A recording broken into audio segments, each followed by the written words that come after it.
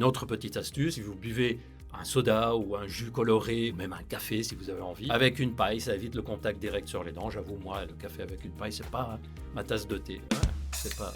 C'était pas volontaire comme jeu de mots. En tout cas, ça fait partie des astuces d'utiliser des pailles pour ce genre de choses. Je pense que le plus important, c'est de limiter ces aliments qui sont pas bons pour la santé et surtout de bien se rincer la bouche après les avoir mangés ou bu. Troisième astuce, manger des aliments qui ont des qualités nettoyantes. On va pas dire blanchissantes, mais qui vont venir un peu nettoyer. En fait, ce sont des aliments qui ont un côté un peu abrasant. C'est-à-dire, ils vont frotter un peu, mais de façon très douce, sans abîmer l'émail de notre dent. Parmi les fruits et légumes, pommes, carottes, céleri. Pommes et carottes, moi j'adore croquer ça. J'avoue, céleri, j'en ai jamais croqué comme ça. Je sais pas si vous l'avez déjà fait. Il paraît que c'est bon. Ceux qui le font me disent que c'est bon. Moi j'avoue que j'ai jamais tenté. Petit bonus, le fromage aussi. Le fait de manger un fromage et de le croquer, ça a une toute petite qualité, un tout petit peu nettoyante sur les dents. Et en plus, c'est riche en calcium.